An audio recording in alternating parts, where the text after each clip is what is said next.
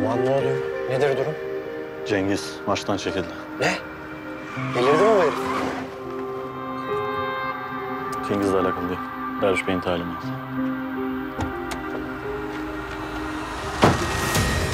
Tansel!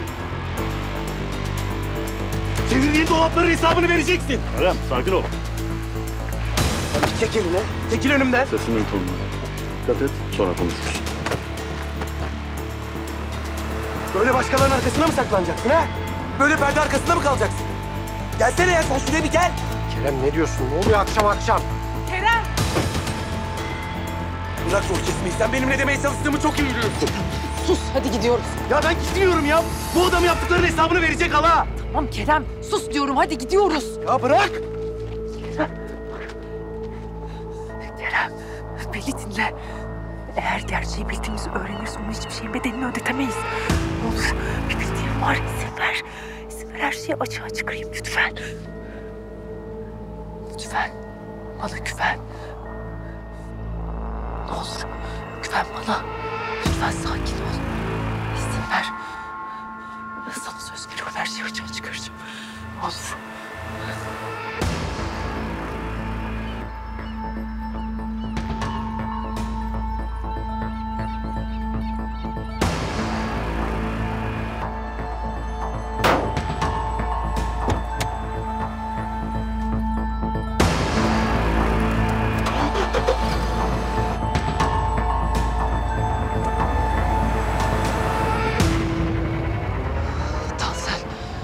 Kerem adına çok özür dilerim. Ne oluyor bir anlasam. Nedir bunun derdi? Ya Yaman salonda çalışmaya başladığından beri böyle Fırat'la ilgili mevzulardan dolayı sana bilenmiş biraz. Ama merak etme, ben konuşup halledeceğim. Sorun değil. Abi kardeş sayılırız. İstersen ben de konuşurum onunla. Yok, gerek yok. Ben hallederim. Sen tekrar kusura bakma. Özür dilerim.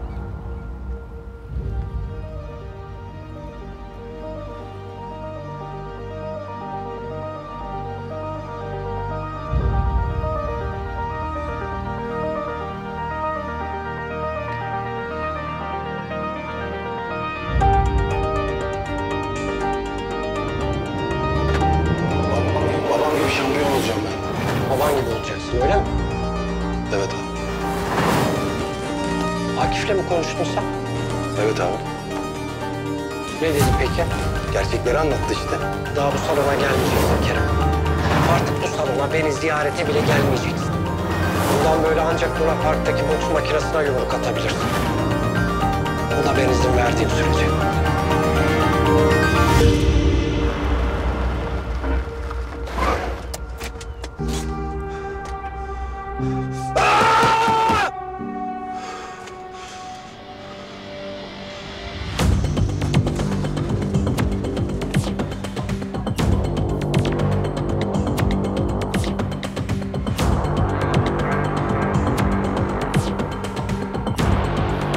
Alo. Miço. Ben Kerem. Mahalledeyim. Konuşabilir miyiz bir iki dakika? Çok önemli. Hoca zamanında istenilen her şeyi getirebileceğini söylemiş. Benim de senden bir isteğim olacak.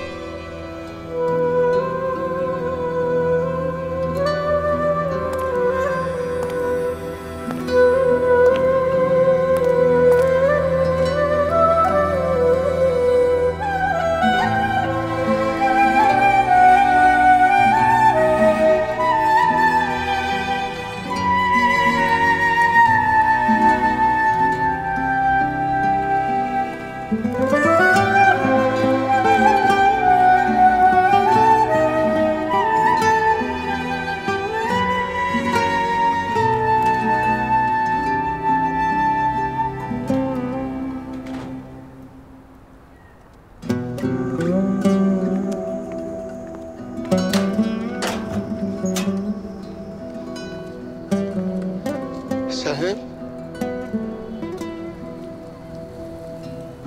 Zafer git. Selvi. Git buradan.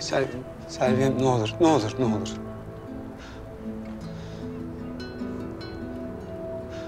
Ne olur bırak anlatayım, ne olur. Ne dinleyeceğim seni Zafer? Ne diyeceksin bana bu saatten sonra? Sensizlik benim kıyametim olur. Benim dünyam sensin, ahiretim sensin. Derdim, dermanım sensin. Ne olur etme ben. Ha Selvi. Zafer git. Tamam gideceğim. Söz gideceğim bak. Gideceğim ya sen gitme ben gideceğim. Ama yemin ederim sen benim dostumsun. Sen benim yoldaşımsın. Ulan sen benim oyun arkadaşımsın. Hiç kimse hiçbir şey benim umurumda değil ki. Yemin ediyorum umurumda değil. Ben ettim sen etme affet ya. Dönüş yok artık Zafer.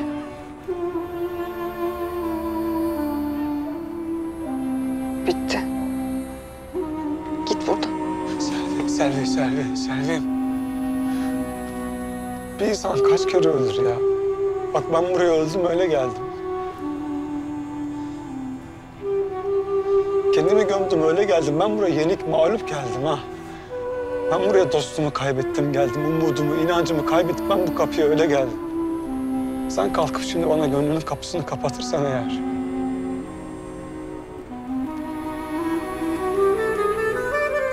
Benim atacak adımım kalmaz. Alacak nefesim kalmaz. Zafer sen bana eğer birazcık değer verseydin... ...iki yerin kanlı bile olsa gelirdin.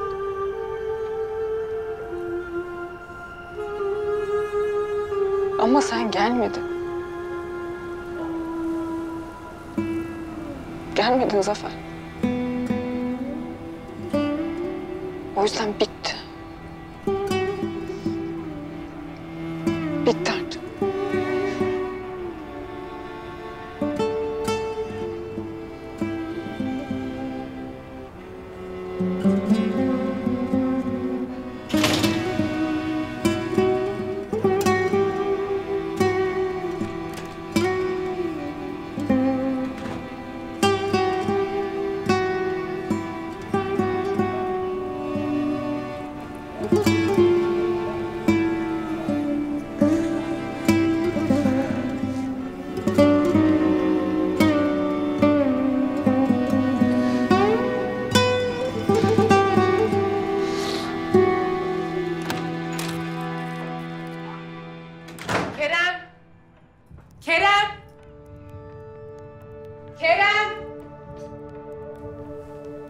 Baba, Kerem geldi mi?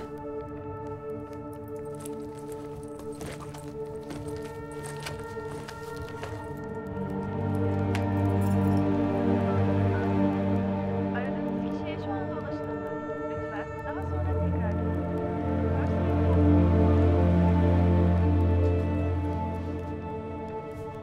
Bakma öyle babacığım. Bütün gün görüşmedik. Ben de merak ettim sadece. Sorun yok. Merak etme.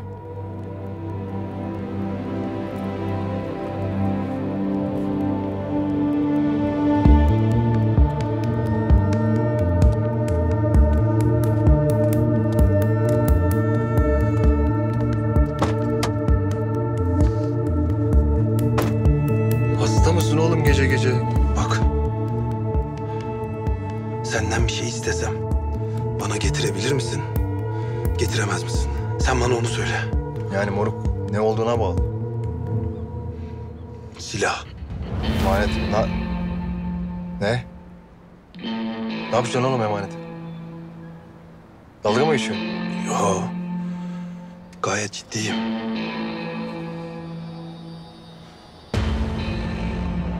Bak. Geçen gün Nadir'le salonda konuştuklarınızı duydum. İstemeden. 3 aydır evin kirasını ödeyemiyorsunuz. Değil mi? Sen benim işimi hallet. Ben de seninkini halledeyim. Bence güzel fikir. Sen ne yapacaksın emaneti? Ha? Neye lazım? Bak önemli bir şey değil. Birini korkutacağım sadece. Senin başın belaya falan girmeyecek. Tamam mı? Sen şimdi getirebilir misin? Getiremez misin?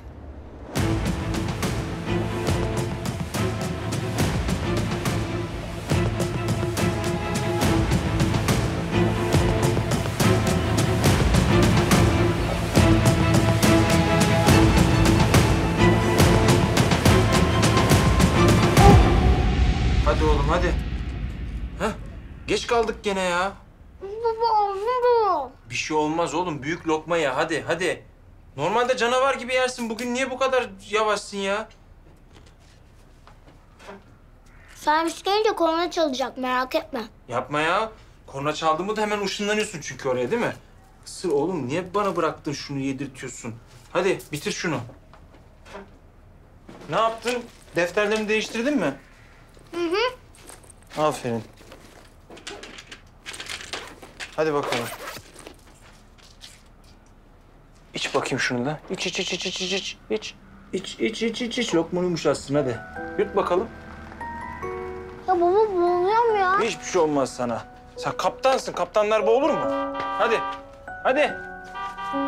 Hadi oğlum hadi, hadi, hadi. Hala ne bakıyorsun? Hadi.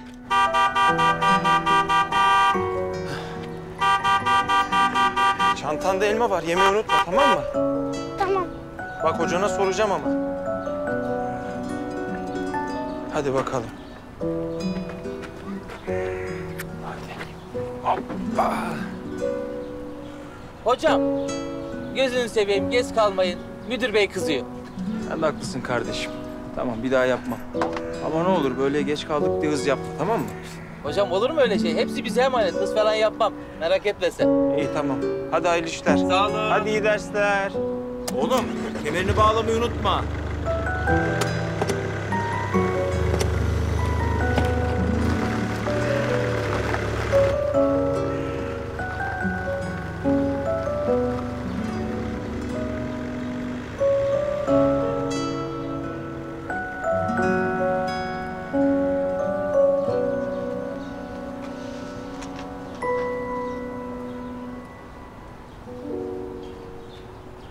Ne o hareket oğlum?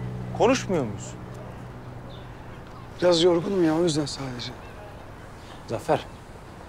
Tamam seni de anlıyorum da. Sen de çok üstüme geldin be oğlum. Kurcalama diyorum kurcalıyorsun.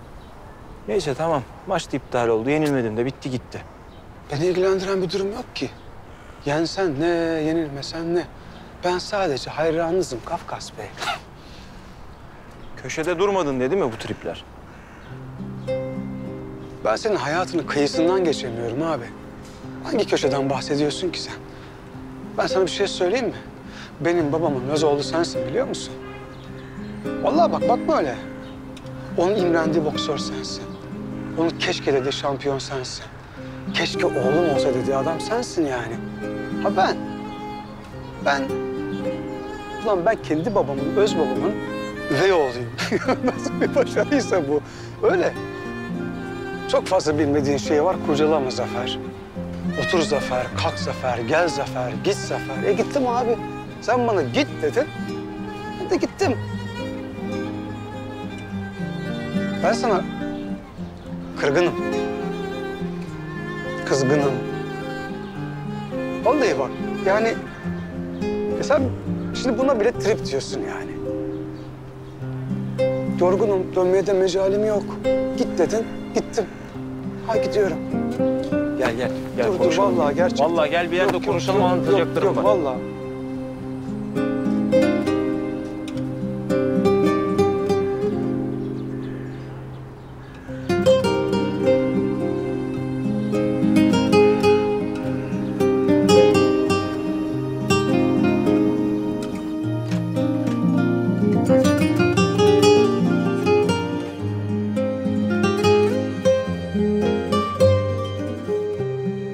Ne? Sakın bir şey söyleme ha.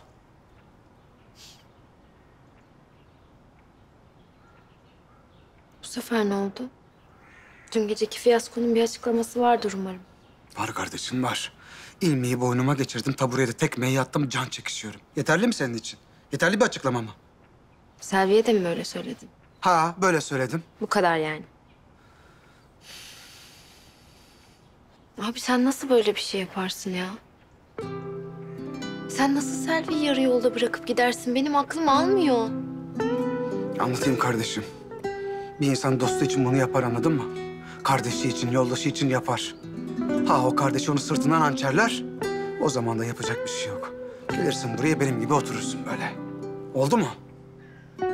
Bütün suç Fırat'ın yani. Senin hiçbir kabahatin yok.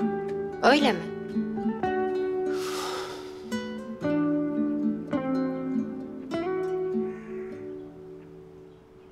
Ya ben sevdim.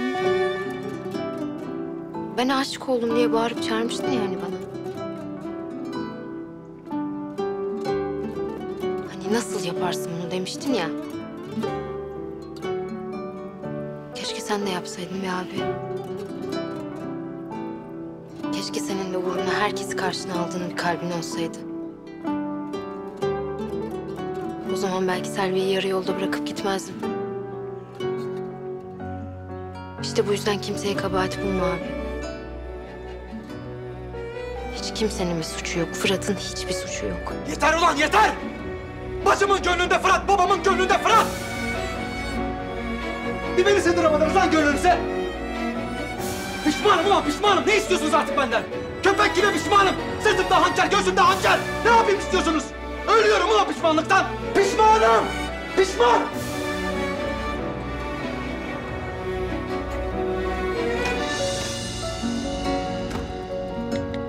Neredesin Kerem?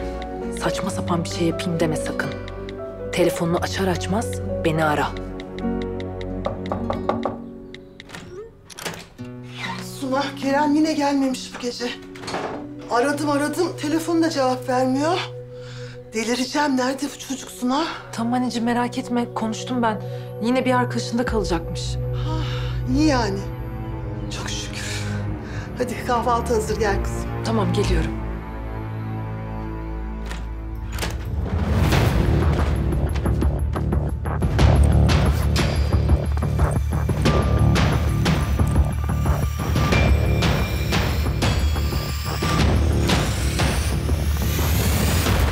Yani şimdi Güneş'in bir lafıyla maçı iptal mi etti?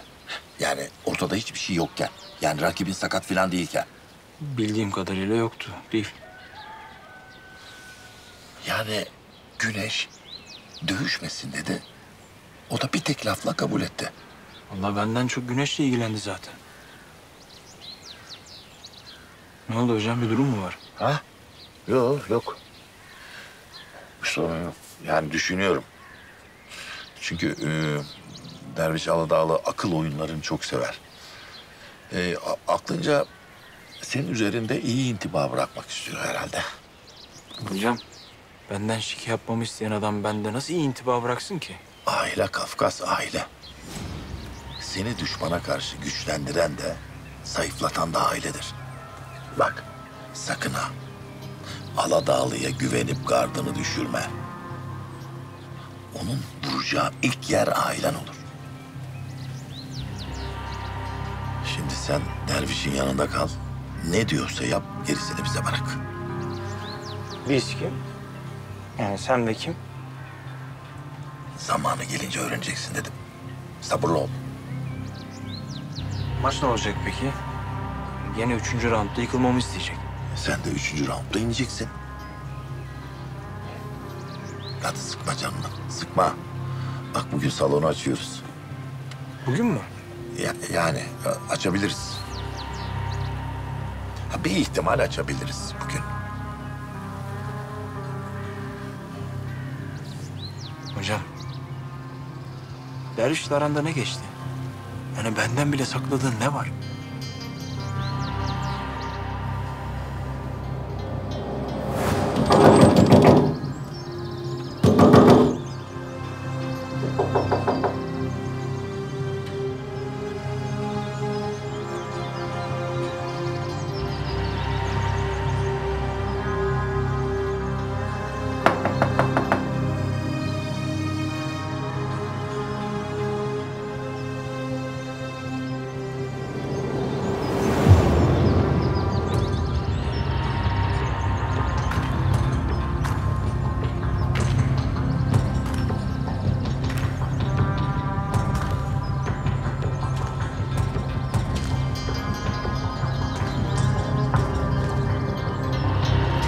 Yaman.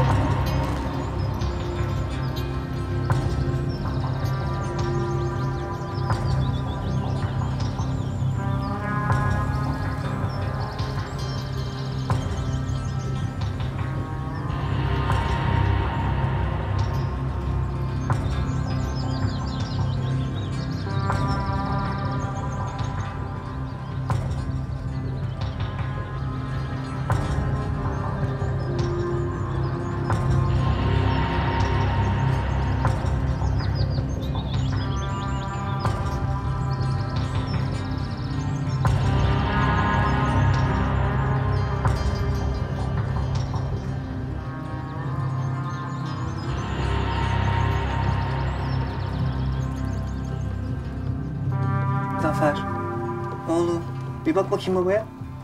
Zafer. Oğlunuz olursa adını Zafer koy demiştin bir keresinde. Bizim zaferimiz olsun. Bulgarlar adını değiştiremesin demiştin. Öyle ya. Ömrü billah değiştiremezler artık adını. Aslan oğlum.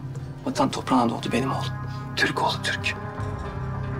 Bahtı dağıdı gibi zafer dolu olsun. Hatice. Reyhan nerede? Geri dön dediler. Sovyet üzerinden Bulgaristan'a geri gitti dediler. Doğru mu? Hatice, niye cevap vermiyorsun? Doğru mu?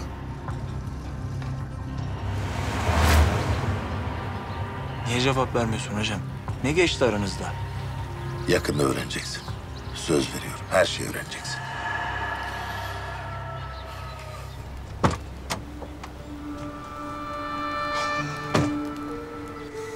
Ne oldu? Halledebildin mi? Hallettim. Sen Kene'yi ayarladın mı? Kene ne ya? Mangır oğlum işte para. Ha, hallettim.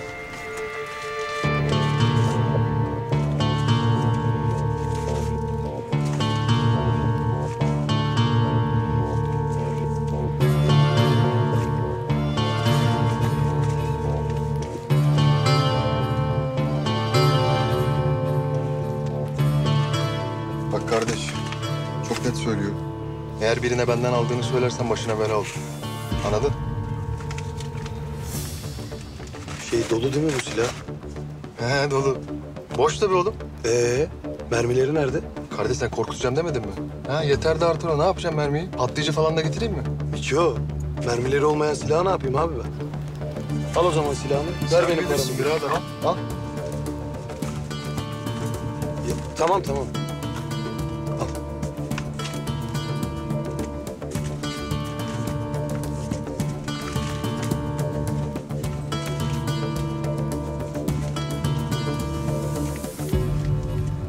Bu iyiliğini unutmayacağım. Oğlum sen saf mısın ya? Ne konuştuk az önce? Yok iyilik falan yok tamam mı? Böyle bir şey olmadı. Tamam. Eyvallah.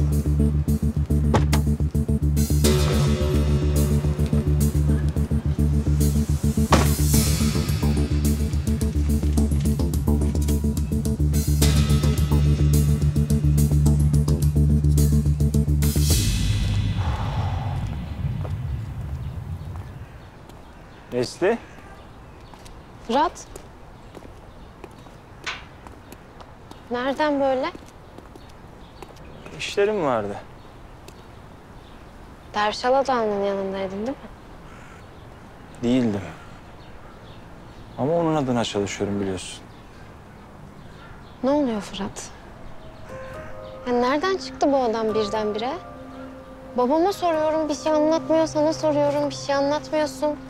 Ne saklıyorsunuz bizden? Nesi ne olur bir de sen başlama. Her şey yeterince karışık. Ne olur. Tabii. Nesli hep idare etsin zaten. Küçük bir kız çocuğu gibi otursun bir köşede, soru sormasın, akıl yormasın, oyunlar oynasın. Hep sussun. Ne var ne yoksa içine atsın. Ama sana bir şey söyleyeyim mi Fırat? Büyüdüm ben artık. Senin Artvin'de bıraktığın o küçük kız çocuğu değilim. Tamam Nes. Sakin ol. Ne söyledim ki şimdi? Konu senin ne söylediğin değil ki. Benim ne söyleyemediğim aslında. şey anlamıyorsun. Hiçbir zaman da anlamayacaksın bunu.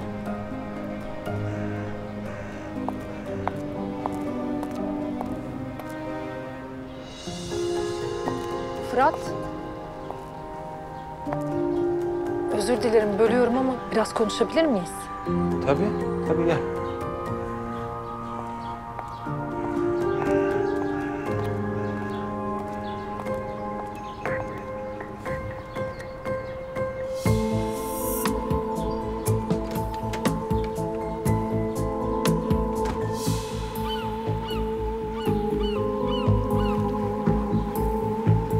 Rastgele amirim. Eyvallah Yaman Hoca. Geç kaldın hayırdır? Fırat'ın yanından geliyorum. Nedir durum? Durum maç iptal oldu. Duydum. Sebebi ne peki? Sakatlık falan hikaye belli. Güneş salona gidiyor. Babasının dövüşmesini istemiyor. Derviş de bunu duyunca maçı iptal ediyor. Şaka mı? Yo, çok ciddiyim. Aklınca iyi intiba bırakacak Fırat'ın gözünde. Bilindik oyunlarına başladı Diyan Efendi. Ziya. Senden bir şey daha rica edeceğim. Tabii hocam, iste yeter ki. Artvin Yetiştirme Yurdu'yla ilgili. Daha doğrusu Artvin Yetiştirme Yurdu'nda kalan birisiyle ilgili.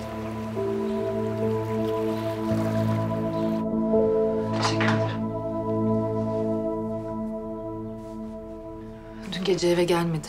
Abim mezarına gittim, orada da yoktu. Sonra arkadaşlarını aradım ama hiçbirinin haberi yok. Konuşmamışlar bile.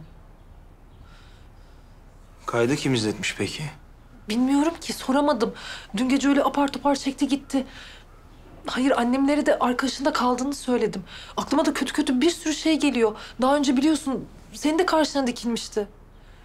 Tamam, sen panik yapma. Merak etme, bir şekilde bulacağız. Gerekiyorsa polise gider, yardım isteriz. Olmaz. Hayır, polis olmaz. Biliyorsun, daha önce polisle başı derde girdi. Onu bizim bulmamız gerekiyor.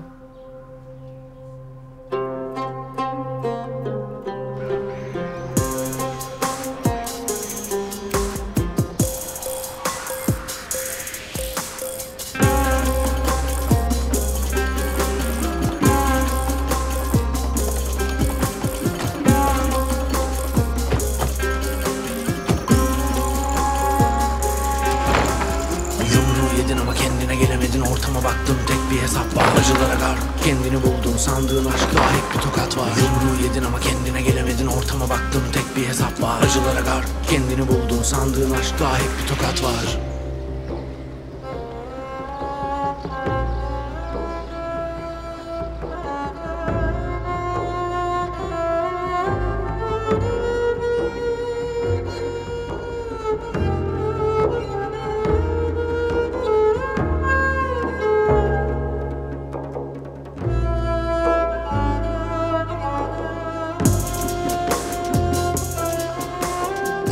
Yaşlı dostum. Geri döndün ha. Özlemişim seni.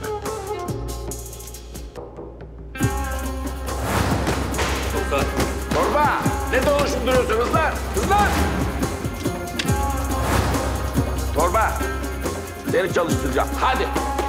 Sol, sağ! Sol, sağ! Sağ! Solunu sağına vurmuyorsun. Sinirimi bozuyorsun.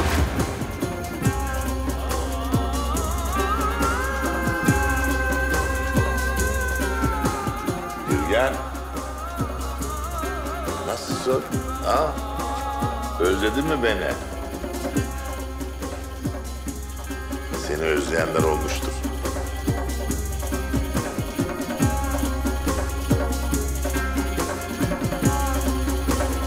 Son zamanlarda hep salondaki arkadaşlarından bahsediyordu. Oradaki çocuklardan. Miço'yu, Şahin'i, Torbay'ı anlatıp duruyordu. Hepsini çok sevmiş, benimsemiş. Ben de dedim ki belki onların yanındadır. Ne bileyim, belki bir haberleri vardır. Olabilir. Ben gidip çocuklarla tek tek konuşurum. Olmadı Yaman Hoca'ya da sorarım. Sen endişelenme bu kadar, tamam mı?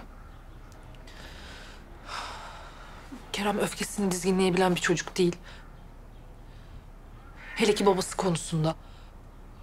Üstelik ne olursa olsun Tansel'e itimat ediyordu. Bu son yaşananlar üst üste geldi. Bir de bu gerçeği öğrenince aileyle kendini ihanet uğramış gibi hissetti. İhanete uğradı. O da sen de. Yani kusura bakma, moralini bozmak için söylemedim. Yanlış anlama ne olur. Ama neden öfkeli olduğunu tahmin edebiliyorum. Sonuçta abisi yerine koyuyordu onu. Bir zamanlar benim de baba yerine koyduğum adam en zor zamanında beni bırakıp gitmişti. Ya ikisinin acısı aynı değil tabii, biliyorum ama gene de onu anlayabiliyorum. Güney senin için ne ifade ediyorsa Kerem de benim için aynı şeyi ifade ediyor. Lütfen ona yardım et. Tamam, merak etme. Her ne şartta olursa olsun Kerem'i bulacağız. Tamam? Güven bana.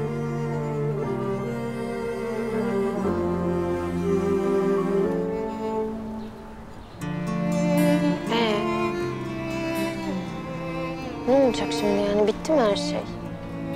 Mecbur Nesli. Bitmedi desem ne fark edecek? Babamın abine karşı olan durumunu zaten biliyorsun. Bir dalga geçmediği onurumuz, şerefimiz kalmış dedi. O da oldu, tam oldu dedi. Yani haklı adam, ne diyeyim ki? Bizi öyle dönülmez bir yola soktu ki. Öyle perişan etti ki. Ama atamıyorum Nesli içimden ya. Şu gönlümden çıkartmak istiyorum ama yapamıyorum. Olmuyor. Ne yapacağımı bilmiyorum. Bizimki de aynı. Kapandı odasına, çıkmıyor. Ne demek odasına kapandı ya? Zafer burada mı? Evet. Ah be Nesli, niye söylemedin ki ya? Ya tamam otur. Otur sen. Heyecanlanma. Tamam otur, bir şey olmaz. Ne oldu? Onca olan bitene rağmen adını duyunca kalbin sıkışıyor değil mi? Aşk olsun Nesli ya. Elimde değil. Ama bitti. Evde var ya bir kere Zafer adı geçsin, babam beni kapının önüne koyar. Selvi.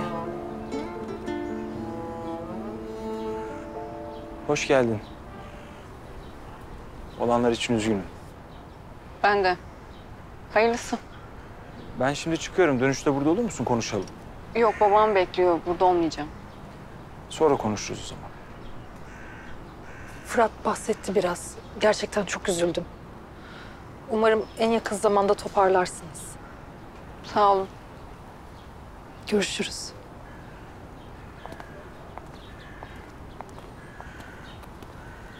Bir de görüşürüz diyor.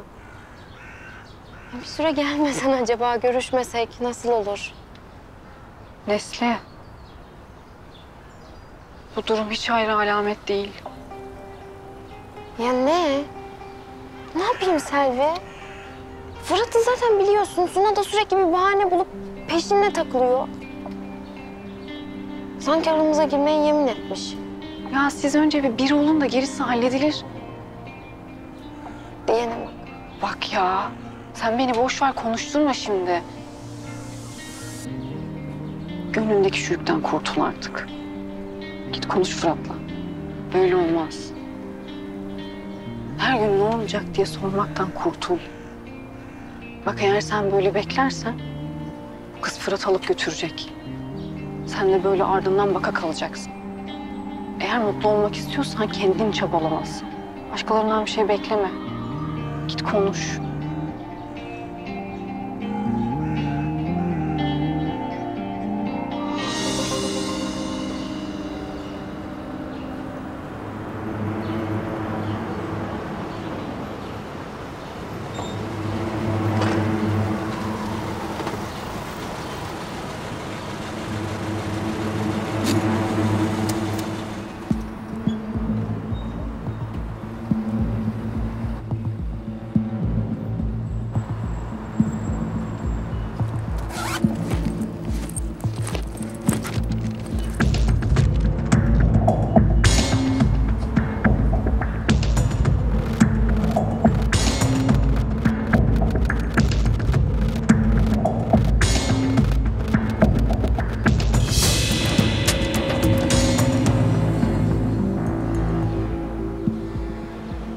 Fırat abi. Ha? Murat, ben de sana bakıyordum, karşıma çıktı. Ne oldu abi, bir sorun mu var? Yok endişe etmiyorum. Nadil'le Torba'ya sordum da bir de sana sorayım istedim. Bu Kerem'den haberin var mı? Bizim işçi diyorsun ha. Yok abi, bir sıkıntı mı var? Bir sıkıntı yok. Ailesi ulaşamıyormuş da çocuğa. Ben de size sorayım istedim. Eğer bir bilgi edinirsen falan, bir şeyden haberdar olursan mutlaka ara beni, tamam mı? Tabii abi, merak etme. Güveniyorum sana ha. Eyvallah abi, sağ olasın. Ben kaçayım abi. Biliyorsun salon açıldı. Yaman Hoca'yı kızdırmayayım ilk günden. Görüşürüz abi.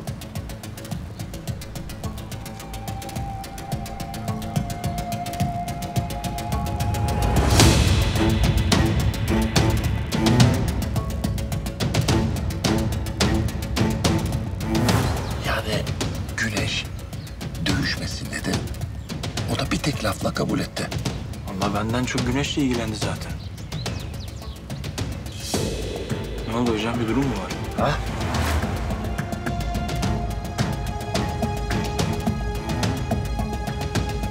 Güneş'in torunum olduğunu bilip bilmediğini öğrenmem lazım. Mutlaka öğrenmem lazım. Yoksa yaptığım bütün planlar boşa gider.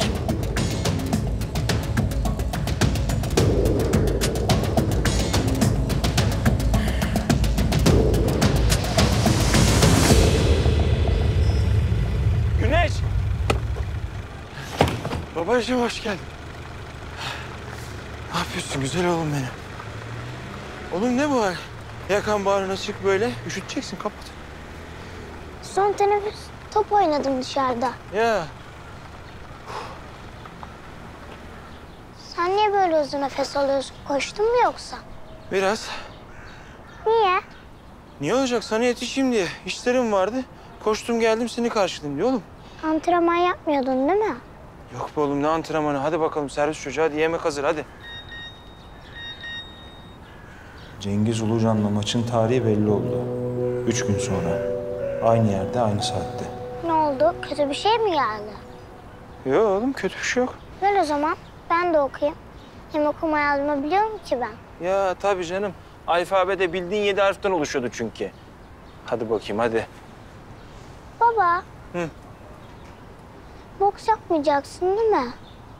Hem bana hem anneme söz vermiştin. Oğlum nereden çıkartıyorsun? Bir koştuk buralara getirdin olayı. Hadi hadi gel.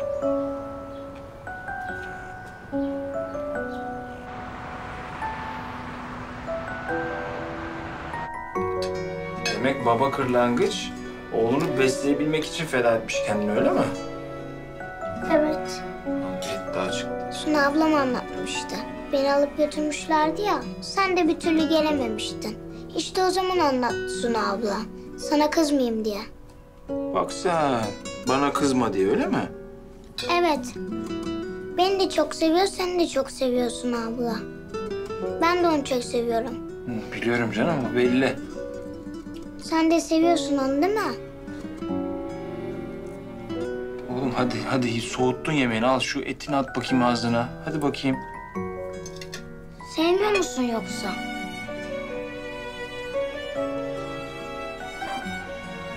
Ne bakıyorsun oğlum? Seviyorum, niye sevmeyeyim? Sonuçta oğlumu iyileştiriyor değil mi? He? Sevmez olur muyum hiç? Hadi bakayım, yemeğini ye.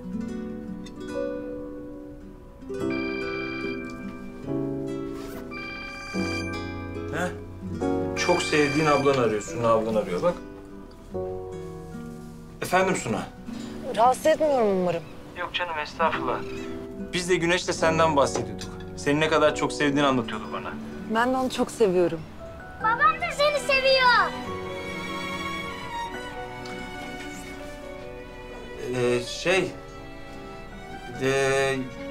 Az önce sordu işte.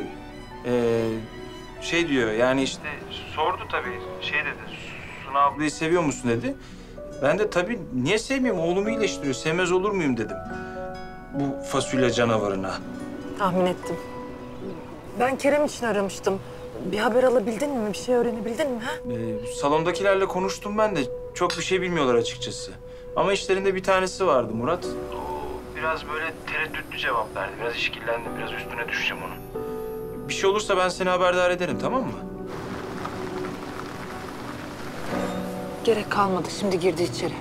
Sonra konuşuruz.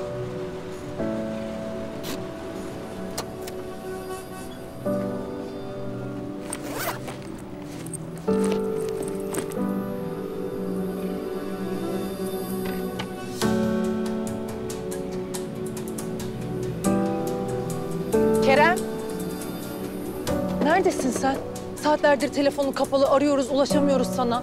Sana da merhaba hala. Kerem neredeydin? Arkadaşlarımlaydım. Bir mahsuru mu var? Yok, bekliyorum seni. Konuşacaktık, anlatacaktım sana olanları. Ya gerek yok. Ben konuşmak istemediğim için uzaklaştım zaten. O yüzden de kapattım telefonumu. Bak halacığım, ne hissettiğini çok iyi biliyorum. Ama merak etme, o adam yaptığı her şeyin bedelini ödeyecek. Sadece biraz sabret. Hala, duymuyorsun beni galiba. Konuşmak istemiyorum dedim. Kerem sen böyle vazgeçecek, köşeye sinecek biri değilsin. Ne oluyor? Aklındaki ne? Niye böyle davranıyorsun? Hayır müsaade et. Anlatayım sana olanları. Neden Tahsil'e geri döndüğümü, ne yapmaya çalıştığımızı. Çalıştığımızı değil hala. Ne yapmaya çalıştığını. Sen geldin bana, ben her şeyi halledeceğim dedin. Değil mi? Bana bırak dedin. Ben de sana tamam dedim. Olur da sen halledemezsen ben girerim devreye zaten.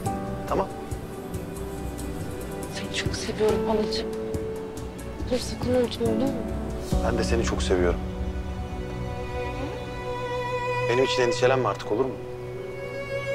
Ben gerçekten çok iyi olacağım ama. Çok iyi. Hadi gel içeri. Bizimkiler yeterince merak etti zaten. Tamam. Sen geç. Ben bir Meto ile telefonda konuşayım geleceğim tamam?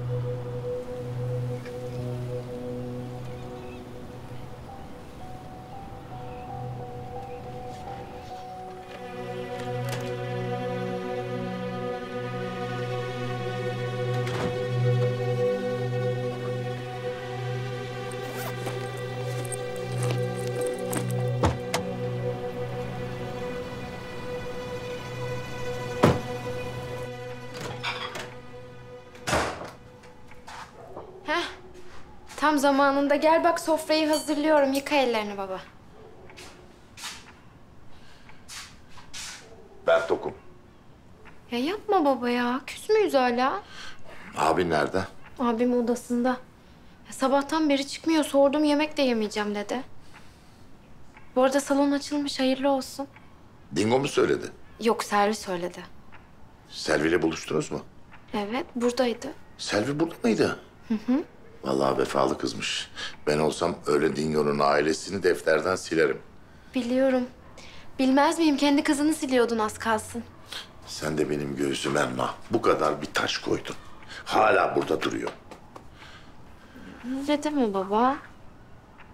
Hem bak ben sana öyle bir yemek yaptım ki taş maş kalmayacak kalbinde. Barışma yemeği mi? Evet. Ne yaptın? Pazı. Pazı mı? Evet.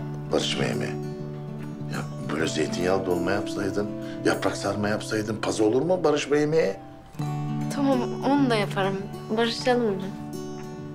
Canım benim. Güzel kızım benim.